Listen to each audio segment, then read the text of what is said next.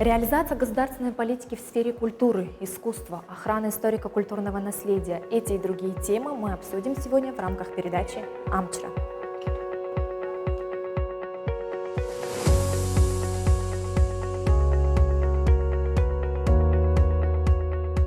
Даур Вадимович, вы возглавляете Министерство культуры почти уже полгода.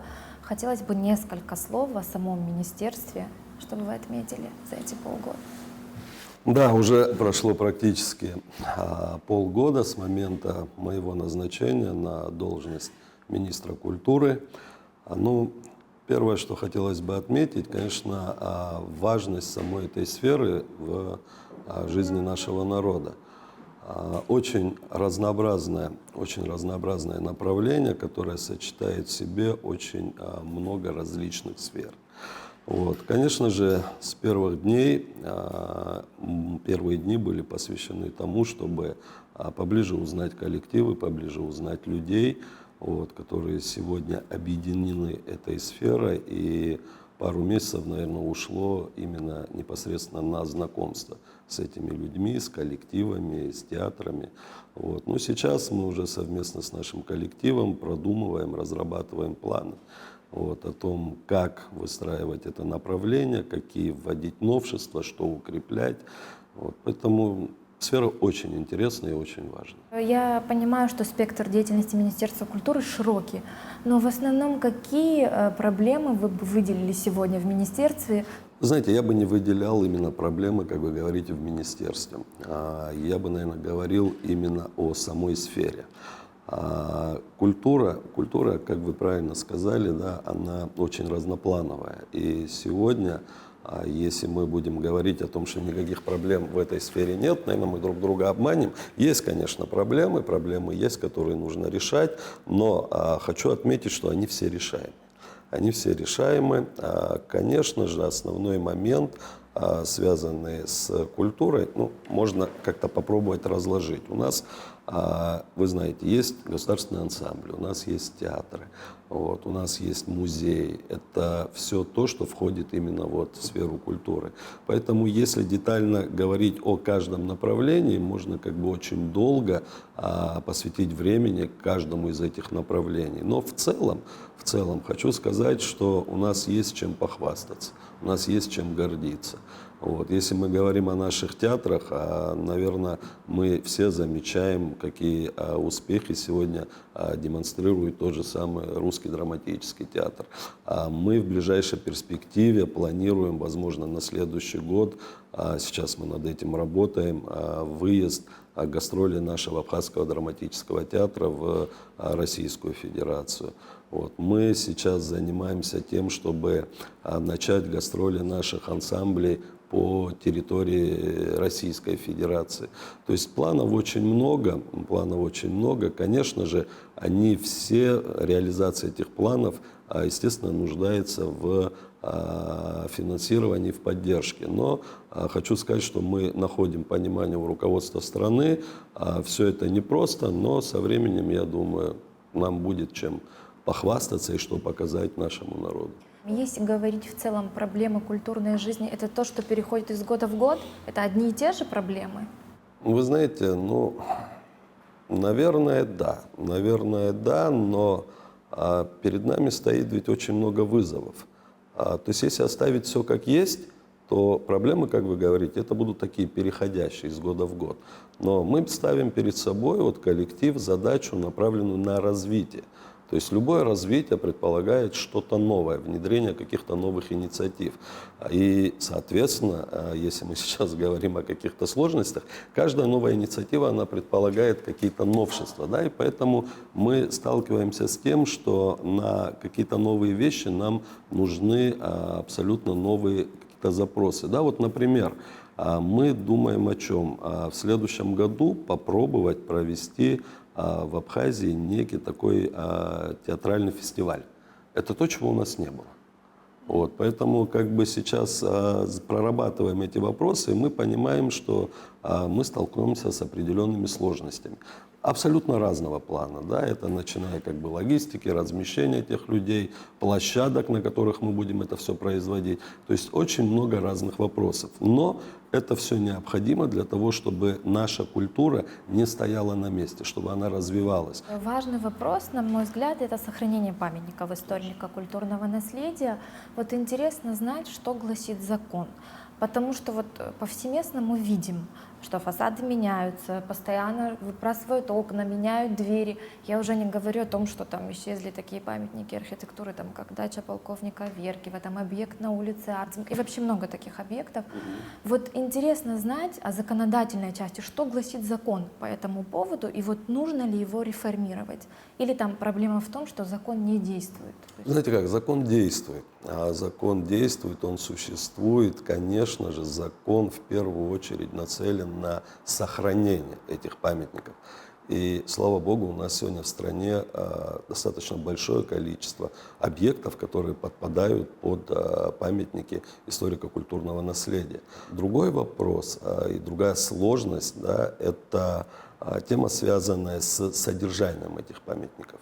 Потому как на содержание памятника опять-таки нужны колоссальные средства, огромные средства. Вот. Зачастую этих средств не хватает.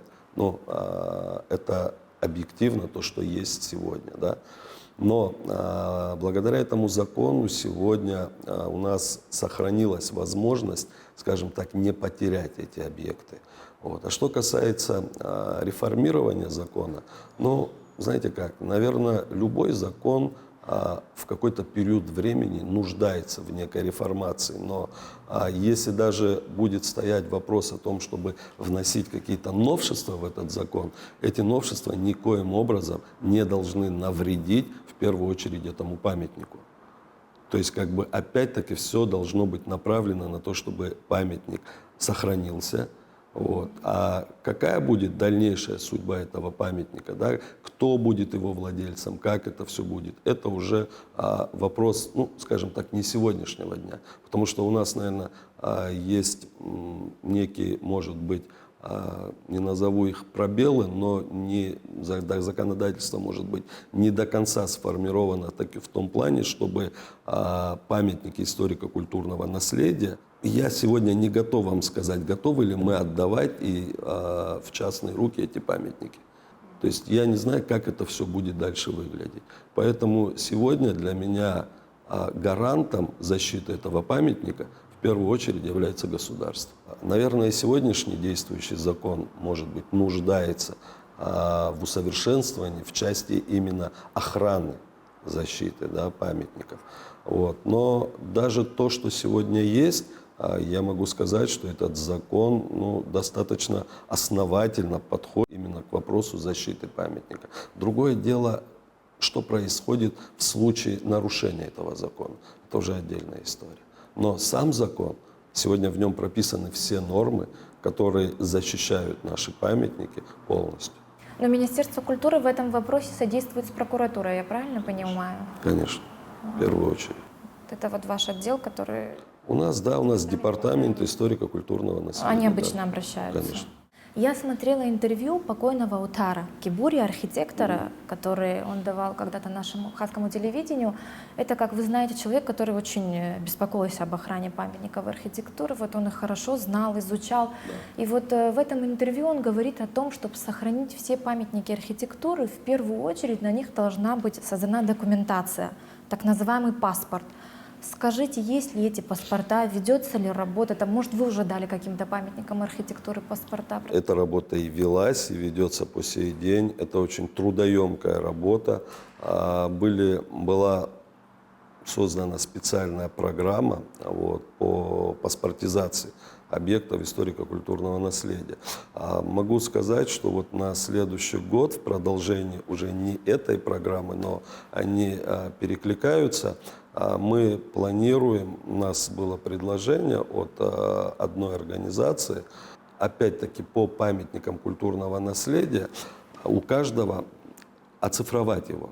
То есть мы будем планировать делать специальные таблички, на которых будет штрих-код, QR-код, по которому можно будет, перейдя уже на специальную платформу, ознакомиться с этим зданием. То есть это будет аудио-видео-визуализация, где В принципе, человеку, который перейдет по QR-коду, у него будет полная информация об этом памятнике, что он из себя представляет, в каком он состоянии и так далее. Конечно же, это необходимо делать, это необходимо продолжать, но еще раз скажу, что работа очень трудоемкая, потому что памятников у нас огромное количество. Вы сказали, уже ведется работа. И она ведется не один конкретно? год. И вообще сколько памятников примерно уже имеют свои паспорта? Ну, мне сложно сейчас назвать цифру, какое количество памятников уже паспортизировано, но львиная доля этих памятников уже прошла как раз-таки паспортизацию.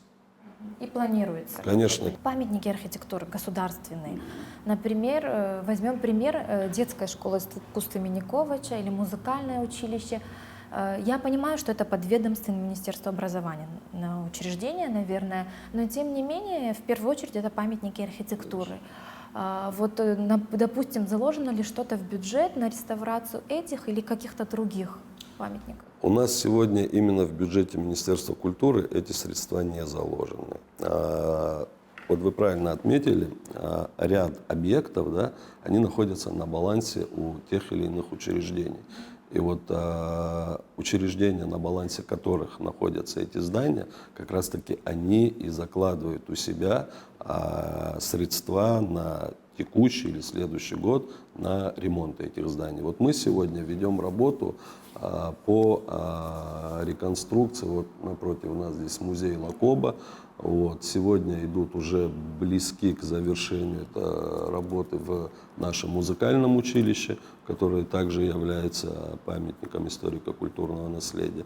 То есть это те объекты, которые находятся у нас.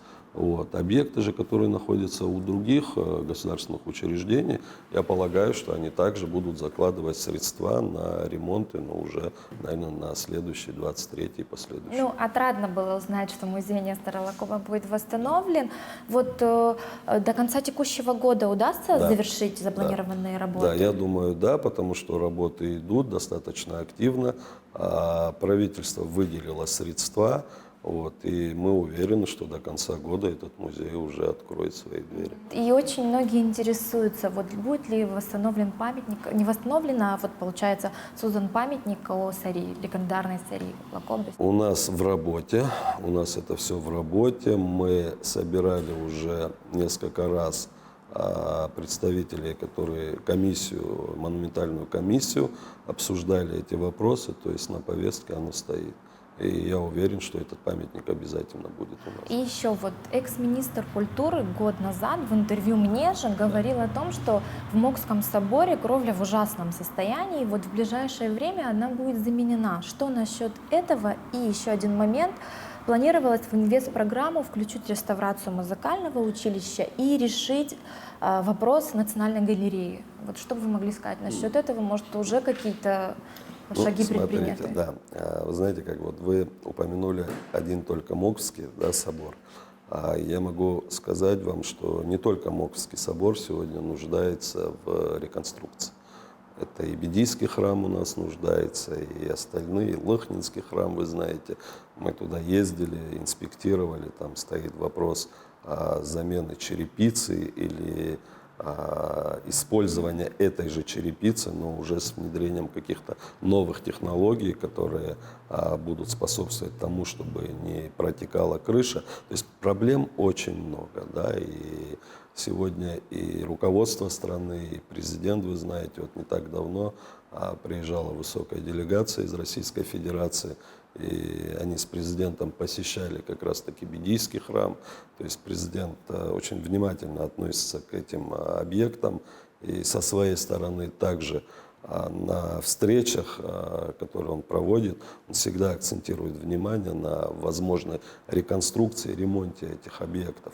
Вот. А что касается других объектов культуры, да. Вы знаете, сказать, что мы вот начнем прямо завтра все это делать, ну, не хочу ни себя, ни вас обманывать. Конечно же, это все находится под пристальным вниманием. И мы стараемся закладывать средства вот на следующий год для того, чтобы начать какие-то основные работы по сохранению этих объектов.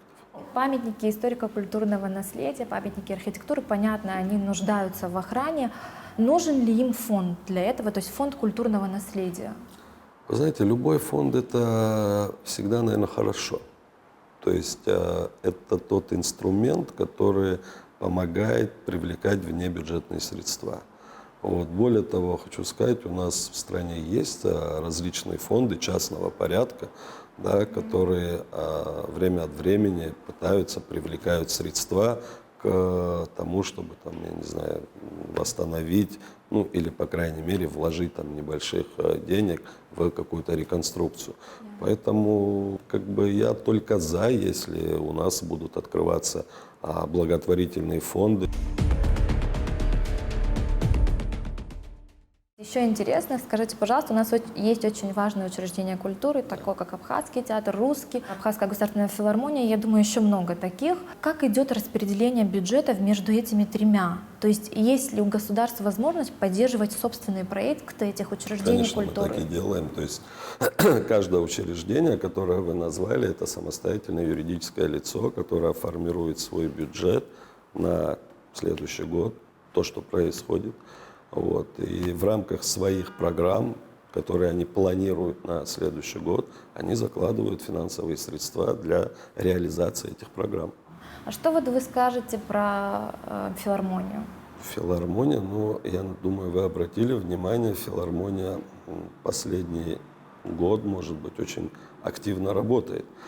Почему последний год? Перед этим у нас 2 года в стране была пандемия. И сегодня, вы правильно отметили, и наши оба театра, наши 3 театра, я бы сказал, да, наши 3 театра, и филармония в том числе, они начинают набирать обороты, постоянно приглашают сюда разные ансамбли, Заезжие разных концерты, певцов, да. А вот именно свои какие-то проекты? Есть и свои проекты. Ну, вот вы знаете, у нас не так давно было создано Ана-трио. Вот, его создали ребята, и это солисты нашей филармонии. У нас есть проект, вот, например, у нас сейчас в ближайшее время наш ансамбль Гунда, вот, они выезжают с гастролями в Майкоп.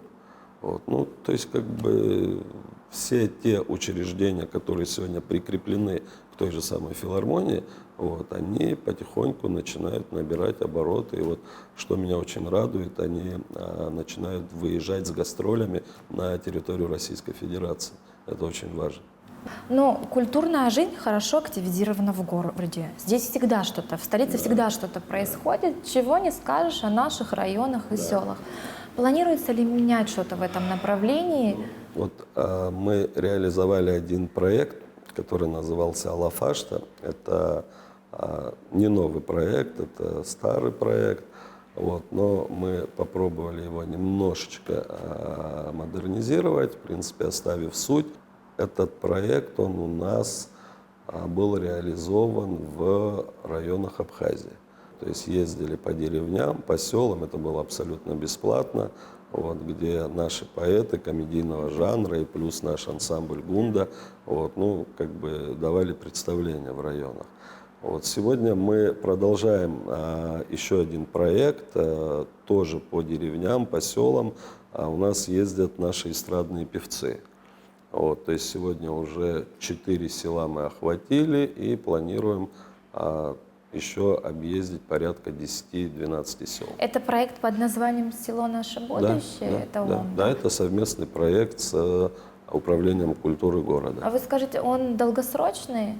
Мы планируем периодически ездить по селам и делать разные постановки. Вот, например, мы обсуждали с нашими театрами, вот, мы хотим также сделать выездные какие-то гастроли наших театров. Единственная проблема, да, которая возникает, мы сейчас думаем над тем, какой повести спектакль. То есть зависит от того, какой будет реквизит, потому что у нас не всегда есть площадки, где это все ставить. То есть мы сейчас как бы рассчитываем на те дома культуры, которые есть в районах, понять, какая сцена и с каким реквизитом мы можем поехать туда и дать спектакль. Вот, поэтому как бы сейчас идет подбор вот этого вот, именно какой спектакль можно будет повести туда. То есть планируем, конечно, не делать это разовыми какими-то акциями. У нас, например, с сентября месяца мы опять-таки будем восстанавливать проект, который называется «Музыкальный абонемент». О чем идет речь? То есть это наши учреждения, это будет и наш и оркестр, и представители музучилища, и представители, скорее всего, и нашей капеллы.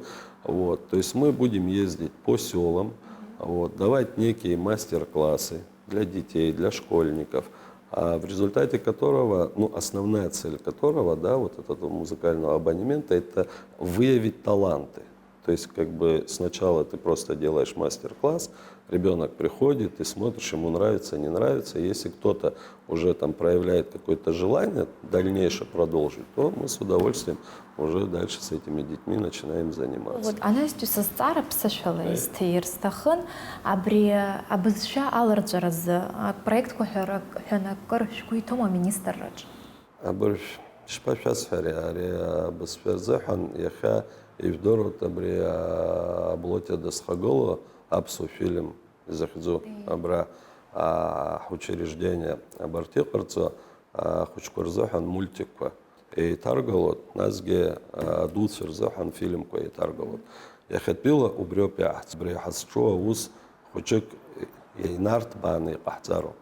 Мультик, фильм, кузик бзио, паха ясхадзом, абри яцей збон или ачигерич кунагдау, вот яхбон интернетла, и карцет, абри телефон корзахан, а приложение из-за что? И бахама. Вот дара и бзио усуп, аха вы загирзахан, дара и рациона паратухуб. Ахаяхая хаму пишет здоровьевш, Фергиев дород, апсо бесфезехан, ачеразе комитет хамоп. Вот дорогие qartsoус, харги qartsoус, пжзала и гяшук сазехан, ус хусракок хамоп. احنا بقيلتنا خجة كبروجكت حساب قحتر استحقوقها مكان ус جحمد. Даур Вадимович, расскажите, пожалуйста, нам вкратце о структуре Министерства культуры. Ну, министерство у нас небольшое. У нас сегодня в структуре два заместителя министра, один из которых курирует направление историко-культурного наследия.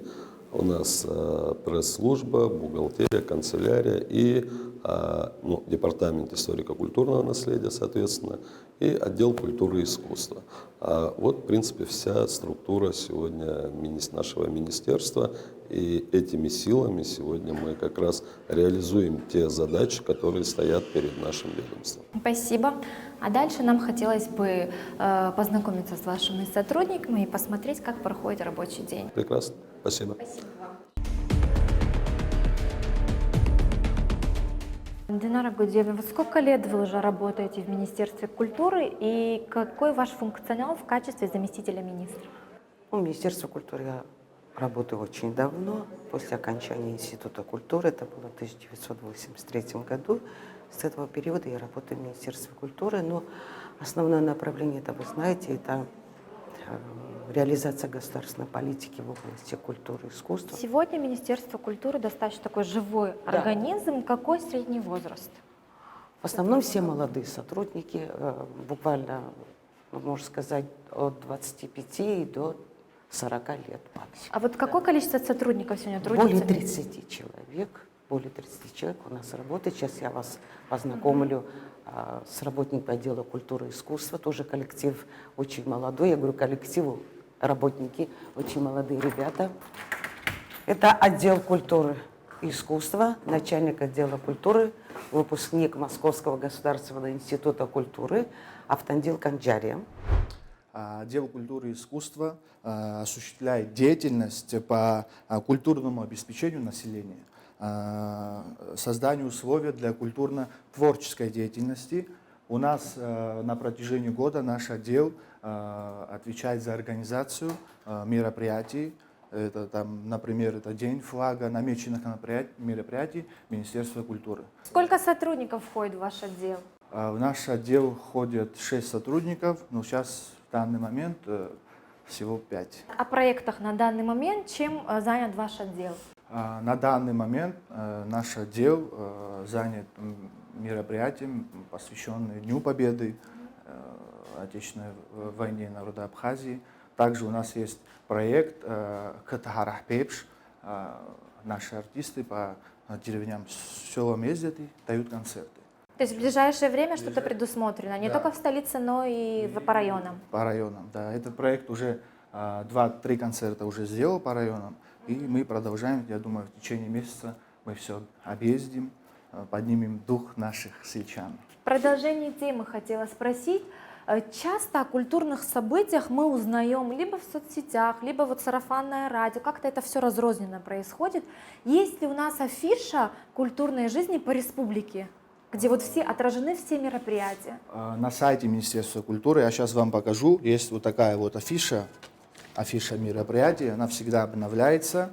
Вы можете вот зайти, и все мероприятия вот на сайте Минкульта. По каким критериям, оценкам вы узнаете, вот удался праздник и мероприятие или нет? Конечно, познается это по людям, которые приходят на мероприятие, по зрителям, они оценивают все-таки, и как не узнаются. И вы здесь тоже, наверное, какую-то свою оценку? Нет, мы после каждого мероприятия совещаемся, обсуждаем, что было не так и что было так. Сейчас хотелось бы немного побеседовать с вашими сотрудниками. Кто изъявит желание, если это возможно? Здравствуйте, представьтесь. Меня зовут Милана Ходжава, я являюсь ведущим специалистом по выставочной деятельности и учебным заведениям. Работаю в Министерстве культуры 4-й месяц. Ну, вы расскажите, как можно сюда трудоустроиться, как вы попали в Министерство культуры? Дело в том, что я закончила только в этом году, закончила факультет международных отношений, но при этом связана с культурой и искусством с самого детства. У меня есть музыкальное образование. В общем, я написала резюме, прошла собеседование и теперь я здесь работаю. Как складывается работа? Тем более, вот вы, получается, только начали, наверняка сложно.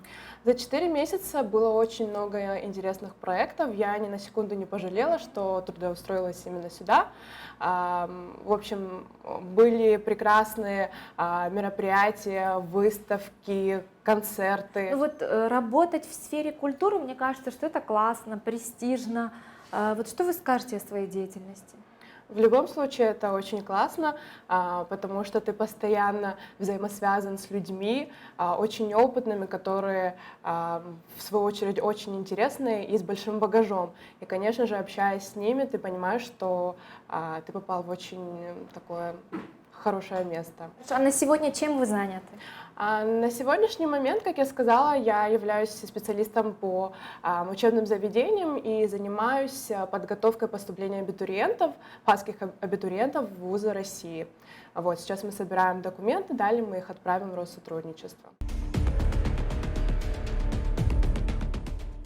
Как обычно в министерстве осуществляется отбор кадров? То есть приходит ли сюда молодежь уже с необходимым багажом знаний? Как обычно? Ну, это не всегда так получается. Мы в основном хотим брать на работу людей со специальным образованием. Это институты культуры, другие учреждения специальные.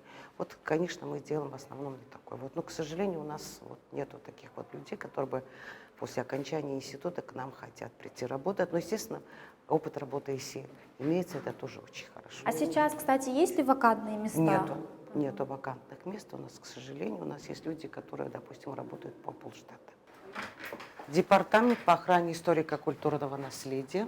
Тоже у нас есть работают специалисты очень молодые, но с большим опытом работы. Начальник отдела Кайтан Шандер. Шандер, как к начальнику отдела, хотелось бы, чтобы вы рассказали об основных направлениях деятельности вашего отдела. Спасибо за вопрос. У нас широкий спектр вопросов, связан с объектами историко-культурного наследия. Можно разделить на несколько, можно сказать, разделов. Это у нас, как вы знаете, очень много типов памятников, начиная от археологических, заканчивая до архитектурных, памятники паркового искусства и так далее. Вот за ними на самом деле нужен очень четкий уход, охрана объектов этих памятников историко-культурного наследия, очень сложная работа. Мы ведем также учет, выявляем новые объекты историко-культурного наследия. В государственном списке охраны историко-культурного наследия 1535 объектов историко-культурного наследия. То есть вы ведете как и кабинетную, так и полевую работу, Да, правильно? да. Да, можно и так разделить вот на две части как бы нашу работу. Это кабинетная работа, либо бумажная, да, где мы составляем учетные карточки, на каждый объект делаем акт технического состояния, делаем также паспорта на объекты историко-культурного наследия, но эта работа более такая сложная, требующая вот, более сложных таких операций, связанных с научными, можно сказать, исследованиями объекта. А также мы ведем работу еще с объектами, которые подвергаются вот непосредственно либо разрушению, либо антропогенному воздействию, то есть они могут быть разрушены нашими гражданами, можно сказать, которые не понимают или до конца не понимают, в чем заключается вот ценности объекта историко-культурного наследия. Вот вы сказали, собираем документацию, делаем паспорта. Сколько памятников архитектуры уже имеют паспорта? Ой, сейчас это на самом деле трудный вопрос, потому что с паспортами у нас более сложная работа. Мы на на первоначальном этапе, если говорить о базе данных, которая у нас в электронном варианте есть, она пополняется, вот мы стараемся сперва наполнить эту базу первичной документацией, это учетными карточками и актами технического состояния. Паспорта – это более сложная работа. Есть объекты, которые имеют паспорта, к сожалению, их не так много. Объекты ИКН, вы сказали 1500? 35, да, объектов. Вот идет ли работа сегодня по выявлению или вот это конечное? Это тоже очень интересный вопрос, потому что у нас есть помимо государственного списка и список вновь выявленных объектов. Он имеет такую же силу, как и список, государственный список объектов историко-культурного наследия. Как бы интересный вопрос по вновь выявленным объектам. У нас даже бывают такие судебные тяжбы с собственниками объектов историко-культурного наследия, которые, вот, можно сказать так, недовольны тем, что мы включили объект. А есть и такие, которые наоборот как бы звонят, сообщают, что они живут в таких уникальных объектах, таких архитектурных уникальных объектах, которые нужно обязательно включить в государственный список. 1535. Можно ли сказать, что список раздут? То есть что я имею в виду, когда, допустим, объект числится в реестре, а по факту его по сути уже нет, потому что там уже земля осталась? Да, такие объекты тоже существуют, к сожалению, но процедура выведения из государственного списка тоже не такая простая. После проведения той экспертизы, которой нет, госорганам по охране историко-культурного наследия предоставляется этот список по выведению из списка, уже президенту предоставляется. И указом президента эти объекты выводятся из данного списка. Получается, еще вот в этом вопросе содействуете еще и с прокуратурой. Да. Если, допустим, порча историко-культурного наследия, то есть вы обращаетесь в прокуратуру. Как часто вы обращаетесь? Последний раз какой это объект был? Буквально, не знаю, на прошлой неделе, наверное, мы обращались. Очень много объектов на самом деле подвергаются тем или иным незаконным действиям. Да. Хорошо, что именно последнее время нет таких фактов полностью, чтобы объект снесли. Есть попытки. Последнюю неделю обращались. Это что? Даже по особо ценным объектам бывает, что граждане хотят строить на территории особо ценных объектов такие места, общепита и так далее, где они могут зарабатывать деньги. Но это такого типа, пока еще такие попытки были. Можно взять даже такие объекты, как Сухумская крепость, замок Баграта, особо ценные объекты, да. И мы по этим объектам часто обращаемся и в администрацию города, и в прокуратуру, параллельно это все происходит. Численный состав отдела Сколько у вас? Численный состав отдела, включая архитекторов, археологов, юристов, заведующего, завхоза и так далее, доходит до 10 человек, которые непосредственно работают в нашем отделе. Но есть еще люди, которые специалисты, которые работают на местах по районам. По районам представлены Да, у да. вас специалисты? Да, Но есть. я хочу еще заметить, 10 единиц вы сказали, да? Да. Но штатная численность не такая большая для такого отдела. Как вы справляетесь с поставленными задачами? Задача, которые стоят перед специалистами, очень сложная, потому что им надо как-то разделить и внутреннюю, такую кабинетную работу и полевую. Штатов не хватает, потому что у нас очень много объектов, очень много работы, очень много воздействий по этим объектам происходит. И на самом деле зарплата тоже маленькая, это очень даже важно для нашей работы, да, потому что, ребята, если мы не любили бы нашу работу, мы здесь и не работали бы, скорее всего, за такую маленькую зарплату, да. На самом деле очень сложно, но не знаю, насколько нас хватит. И продолжаем. Мы любим эту работу, мы хотим, чтобы наши объекты историко-культурного наследия были в хорошем состоянии. Представьтесь в первую очередь, расскажите о себе, как вы сюда трудоустраивались, сколько лет уже работаете? Меня зовут Лана Чхинджери, я работаю в Министерстве культуры уже 4-й год в Департаменте охраны историко-культурного наследия. Пришла сюда работать после окончания университета по своей специальности. Здесь я архитектор, специалист-архитектор.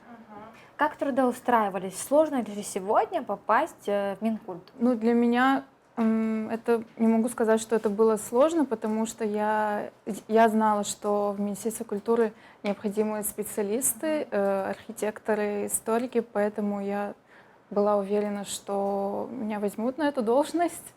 И все как-то само собой получилось.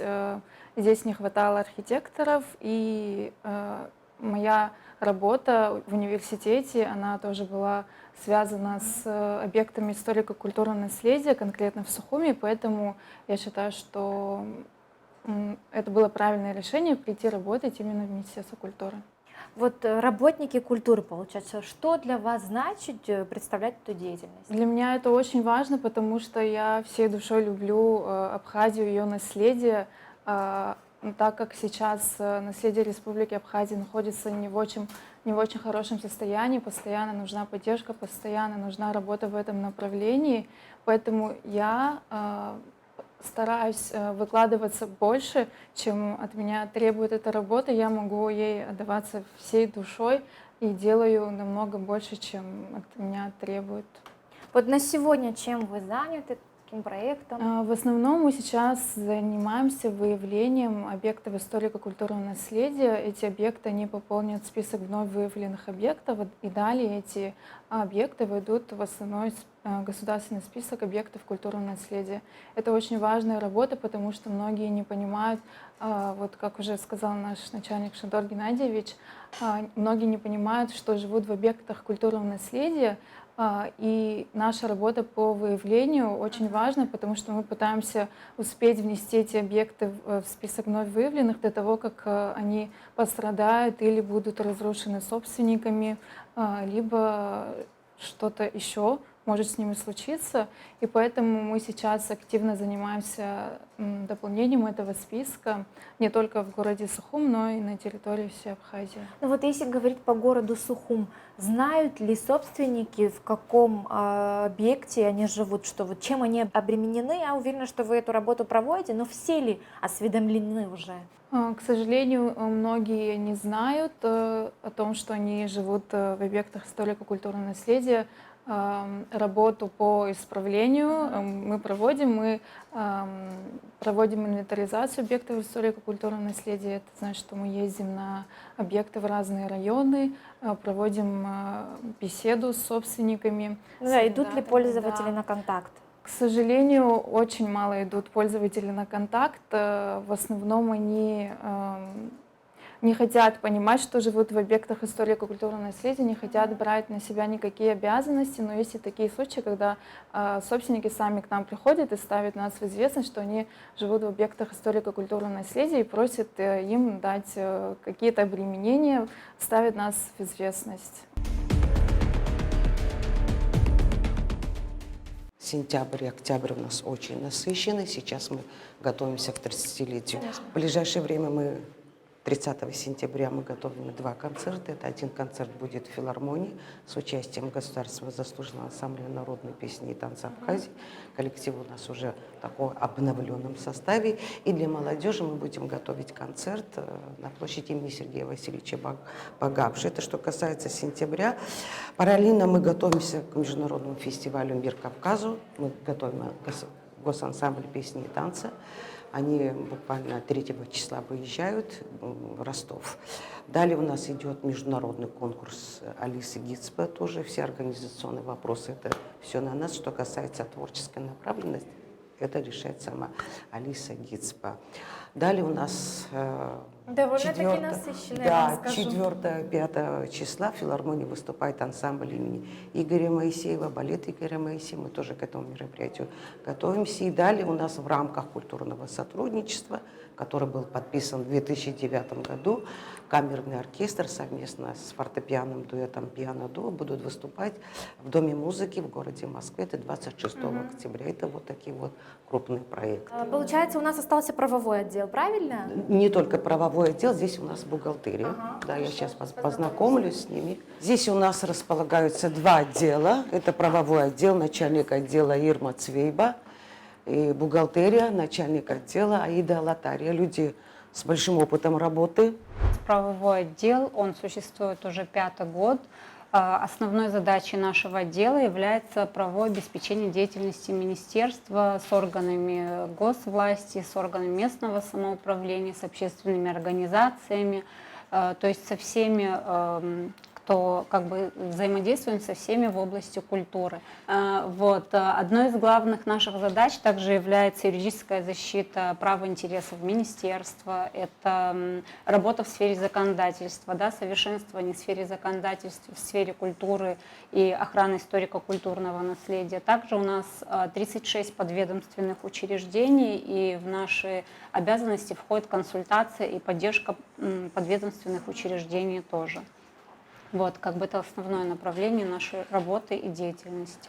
Если говорить о проблемах, с которыми сталкивается ваш отдел, какие основные вы могли бы выделить?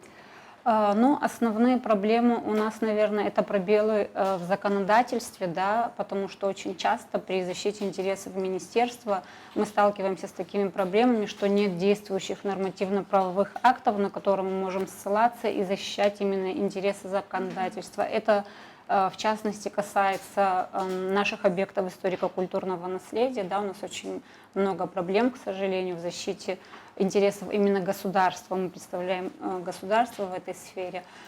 Что касается именно культуры и искусства, на сегодняшний день, например, мы занимаемся разработкой законопроекта в сфере кино. Так как у нас ранее не было законодательства в этой сфере, в течение месяца мы собираемся вносить проект на рассмотрение и будем надеяться, что сфера кино у нас в дальнейшем будет развиваться и активно пользоваться успехом. Вы сказали, что нужно улучшать законодательство в этой сфере. Да, законодательство. Вносили ли вы предложения в парламент? Да, законодательство нужно усовершенствовать. Почему? Потому что у нас очень большая проблема с так называемыми черными копателями. У нас очень большая проблема именно с мерой наказания.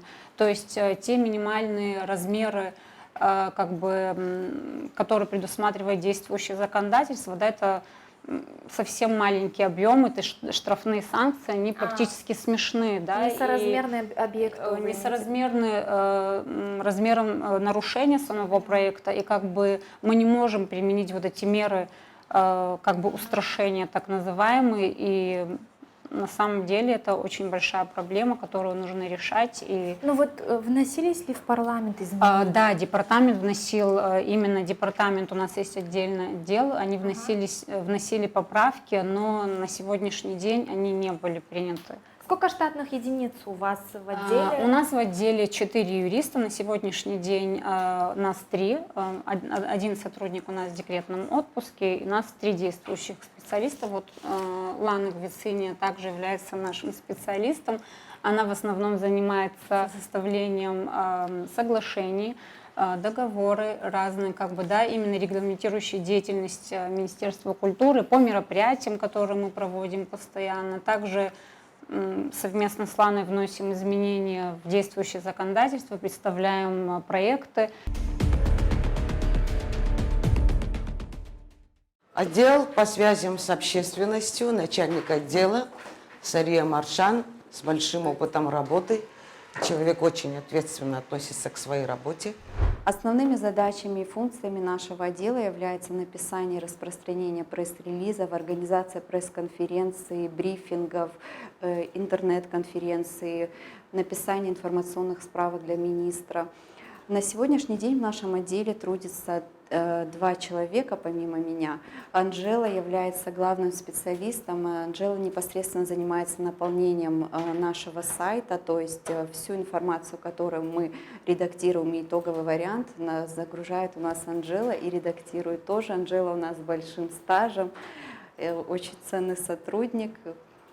Ага. И еще кто-то есть? Еще у нас есть парень, да, Руслан, он занимается разработкой, подготовкой вообще всех медиа роликов, то есть это он разрабатывает и подготавливает ролики. В общем, по медиа-части у нас Руслан. Вот мне интересно, руководители отделов как назначают? То есть это продвигают людей, которые, как правило, здесь давно работают? Вот как ты стала начальником? Я на самом деле закончила в Москве университет, приехала сюда 6 лет назад, я уже работаю 6 лет.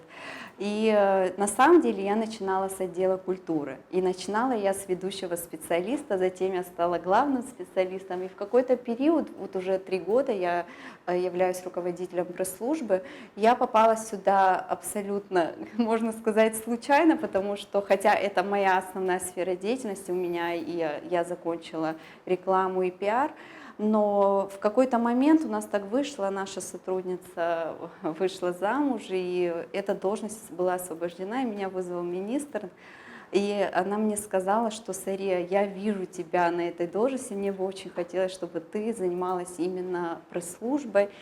В общем, на самом деле, хочу сказать сразу, я не очень хотела бы это делать, потому что работа в отделе культуры, она на самом деле очень насыщенная, интересная, и я вообще сама по себе очень люблю заниматься организацией именно мероприятий. По сей день, когда у нас какое-либо мероприятие, мы все дружно, несмотря на то, что у каждого своя обязанность, мы все встаем рядом и помогаем и в организации мероприятий. Ребята помогают часто в моем отделе. В этом плане у нас очень дружный и сплоченный коллектив. Скажи, пожалуйста, Сария, на сегодняшний день чем занят ваш отдел? Сегодняшний рабочий день у нас начался с выпуском информации о том, что к нам в октябре приезжает балет Игоря Моисеева, и мы непосредственно занимались с российской стороной проработкой этого пресс-релиза, утверждали его, и я надеюсь, что будет очень много людей, потому что мы делаем рассылку, и не только в наши СМИ, мы делаем рассылку и в российские СМИ, и Да и вообще, как я поняла, вот эта афиша культурной жизни,